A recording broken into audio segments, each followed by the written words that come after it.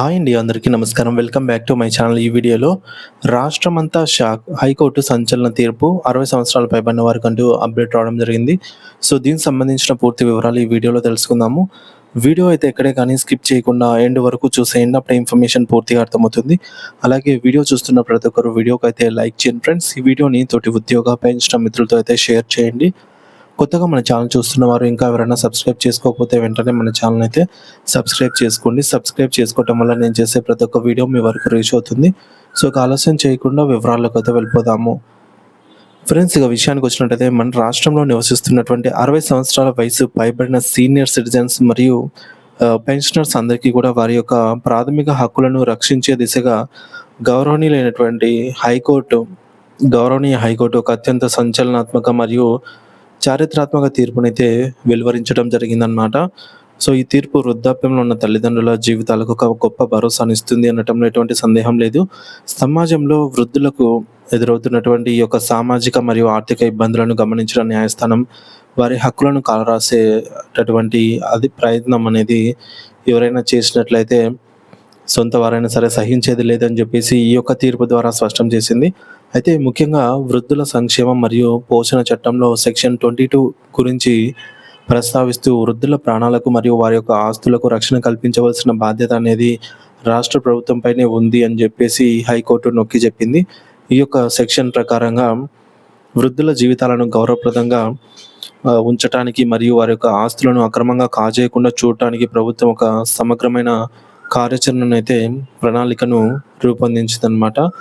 So ప్రభుత్వం తక్షణమే రూపొందించాలని అని చెప్పేసి హైకోర్టు ఆదేశాలు జారీ చేసింది. అంటే కేవలం చట్టాలు ఉండటమే కాకుండా అవి క్షేత్రస్థాయిలో అమలు కావాలని కూడా వృద్ధులు ఇబ్బంది పడకూడదు అని చెప్పేసి యంత్రాంగం ఈ మేరకు కృషి చేయాలని చెప్పేసి కోర్టు భావించింది.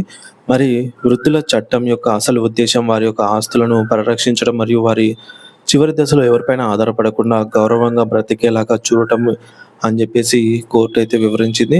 అయితే ఈ చట్టంలోని సెక్షన్ 23 క్లాస్ 1 గురించి వివరిస్తూ న్యాయస్థానం ఒక అత్యంత కీలకమైన అంశాన్ని అయితే ప్రస్తావించింది.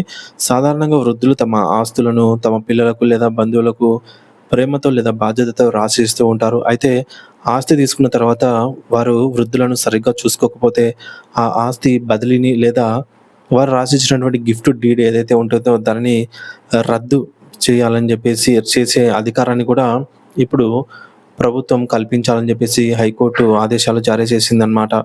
సో దీనిని అమలు చేయాలంటే ముఖ్యంగా 3 ముఖ్యమైన నిబంధనలు ఉండాలని అయితే కోర్టు పేర్కొంది. మొదటిది ఆస్తి గ్రహీత, అంటే ఎవరికైతే ఆస్తి వృద్ధులు రాసిస్తూ ఉంటారో వారికి ఇచ్చే సమయంలోనే సదరు గ్రహీత వృద్ధులను కనీసం అంటే వీరిని ఇచ్చిన వారికి కనీస అవసరాలను తీర్చగలను అని చెప్పేసి చూసుకోగలను అని చెప్పేసి నిబంధన అనేది ఖచ్చితంగా ఉండాలి అని చెప్పేసి కోర్టు అయితే వ్యాఖ్యానించింది అనమాట. అంటే తీర్పు ఇచ్చింది. సో ఒక రెండవది ఏంటంటే గ్రహీత ఆ నిబంధన పాటించడంలో కనుక విఫలమైతే, అంటే సరిగా చూసుకోకపోయినా ఏం చేసినా సరే ఆ ఆస్తి బదిలీ అనేది రద్దు అవుతుందని చెప్పేసి స్పష్టంగా ఉండాలి. ఇక మూడవది, ఇటువంటి వివాదాలను పరిష్కరించే ట్రిబ్యునల్స్కు ఆ యొక్క ఆస్తి లావాదేవీలను రద్దు చేసే అధికారం ఉంటుందని కోర్టు క్లారిటీ ఇచ్చింది. ముఖ్యంగా ఆస్తిని ఇచ్చే సమయంలో వృద్ధులు తమ పత్రాల్లో గ్రహీత నా అవసరాలను తీరుస్తాడు అనే నమ్మకంతో ఇస్తున్నాను అనే నిబంధన ఖచ్చితంగా పొందుపరచాలని, ఇది వారి యొక్క భవిష్యత్తుకు రక్షణ కవచంలా పనిచేస్తుందని అయితే హైకోర్టు ప్రధాన న్యాయమూర్తి తన తీర్పులో పేర్కొన్నారు. చాలామంది వృద్ధులు ఆస్తిని రాసించిన తర్వాత పిల్లల చేతిలో అవమానాలకు గురవుతూ ఉంటారు, తిండి కూడా ఇబ్బందులు పడుతూ ఉంటారు. ఇటువంటి ఉదాంతాలు మనం చూస్తూనే ఉంటాము. అటువంటి వారికి ఈ యొక్క తీర్పు అనేది కొత్త వెలుగును ఇస్తుంది అనటంలో సందేహం లేదు. మరి ఇప్పటి నుండి ఈ తీర్పు మరియు చట్టం అనేది కఠినంగా అమల్లోకి రానున్నాయి. ప్రభుత్వం కూడా పోలీస్ యంత్రాంగాన్ని మరియు రెవెన్యూ యంత్రాంగాన్ని అప్రమత్తం చేసి సీనియర్ సిటిజన్స్ నుండి ఏదైనా ఫిర్యాదు వస్తే కనుక ఇటువంటి కేసులకు సంబంధించి వెంటనే స్పందించేలాగా చర్యలు తీసుకోవాలని చెప్పేసి కోర్టు ఈ మేరకు ఆదేశాలు జారీ చేసింది. ఇది నిజంగా రాష్ట్రంలోని సీనియర్ సిటిజన్స్ మరియు పెన్షనర్స్ అందరికీ ఒక గొప్ప శుభవార్త మరియు వారికి లభించిన ఒక చట్టబద్ధమైన గెలుపు అనే చెప్పవచ్చు. సో ఇది ఫ్రెండ్స్, ముఖ్యాంశాలు ఒకసారి చూసుకున్నట్లయితే సెక్షన్ 22 రక్షణ అన్నమాట. వృద్ధుల ప్రాణాలకు మరియు వారి యొక్క ఆస్తికి రక్షణ కల్పించే ఈ యొక్క సెక్షన్ 22 రాష్ట్ర ప్రభుత్వం ఖచ్చితంగా పక్కాగా దీనికి సంబంధించి ప్రణాళికను సిద్ధం చేయాలి అని చెప్పేసి హైకోర్టు ఆదేశించింది. ఆస్తి రద్దు అధికారం తమను సరిగ్గా ఒకవేళ పిల్లలు ఎవరైతే ఆస్తి గ్రహీత ఉంటారో వారు సరిగ్గా వృద్ధులను చూసుకోని పక్షంలో వారికి రాసిచ్చిన ఆస్తిని తిరిగి వెనక్కి తీసుకునే హక్కు అయితే వీరికి ఉంటుందన్నమాట వృద్ధులకి. సో మరి ముఖ్య నిబంధన ఆస్తి పత్రాల్లో తమ పోషణను మరియు అవసరాలను గ్రహీత చూసుకోవాలనే షరతును స్పష్టంగా అయితే ఈ మేరకు వీలునామా రాసించేటప్పుడే స్పష్టంగా అందులో మెన్షన్ చేయాలి. ట్రిబ్యునల్స్ పాత్ర వృద్ధుల ఫిర్యాదును స్వీకరించి విచారణ జరిపి ఆస్తి బదిలీని రద్దు చేసే అధికారం ప్రత్యేక ట్రిబ్యునల్స్కి అయితే ఉంటుంది. ప్రభుత్వ బాధ్యత వృద్ధుల భద్రత కోసం ప్రత్యేక హెల్ప్ లైన్లు మరియు రక్షణ కేంద్రాలను ఏర్పాటు చేయవలసిన బాధ్యత ప్రభుత్వంపై ఉంది.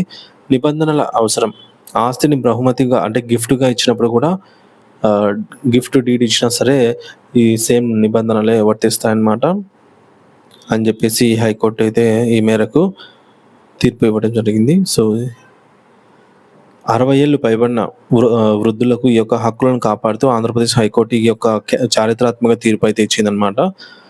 వృద్ధుల రక్షణ చట్టం ప్రకారంగా ఆస్తిని పిల్లలకు లేదా ఇతరులకు ఎవరికైనా సరే వారిని చూసుకుంటామని చెప్పిన పిల్లలే అని కాదు, ఎవరైనా కావచ్చు, చూసుకుంటామని చెప్పి ముందుకు వచ్చినప్పుడు సో వారే తమని పోషించాలన్నమాట వృద్ధులని. ఒకవేళ వారు సరిగ్గా చూసుకోలేదనుకో, ఆస్తి కోసమే వాళ్ళని చూసుకుంటామని చెప్పేసి సరిగ్గా చూసుకోకుండా పట్టించుకోలేదనుకోండి, తర్వాత ఆస్తి బదిలీని రద్దు చేసే హక్కు కూడా వీరికి వృద్ధులకు ఉంటుంది. సో ప్రభుత్వం ఈ యొక్క వృద్ధుల ఆస్తి మరియు ప్రాణరక్షణ కోసం ఒక సమగ్ర ప్రణాళికను రూపొందించాలని హైకోర్టు ఆదేశించింది. వృద్ధులు తమ ఆస్తిని ఇచ్చేటప్పుడు కనీస అవసరాలను నిబంధనలు అయితే రాసుకోవాల్సి ఉంటుందన్నమాట. దీని ద్వారా చట్టబద్ధమైనటువంటి రక్షణ పొందవచ్చు అని చెప్పేసి కోర్టు స్పష్టం చేసింది. సో వీలునామాలో ఈ యొక్క పాయింట్ అనేది మెన్షన్ చేయాలి. సో అప్పుడు మనకు పోరాడడానికి బలం అయితే ఉంటుందన్నమాట. అంటే ట్రిబ్యునల్స్ వచ్చి సో విచారణ చేసి వాళ్ళని సరిగ్గా చూసుకొని పక్షంలో ఏదైతే రిజిస్టర్ అయినా సరే క్యాన్సిల్ అయ్యి ముందు ఉన్న వారి పేరు మీదకే, వృద్ధుల పేరు మీదకే వస్తుందన్నమాట. సో ఇది ఫ్రెండ్స్, దీనిపై మీ అభిప్రాయం ఏంటో కామెంట్ ద్వారా తెలియజేయండి friends. Thank you for watching this video.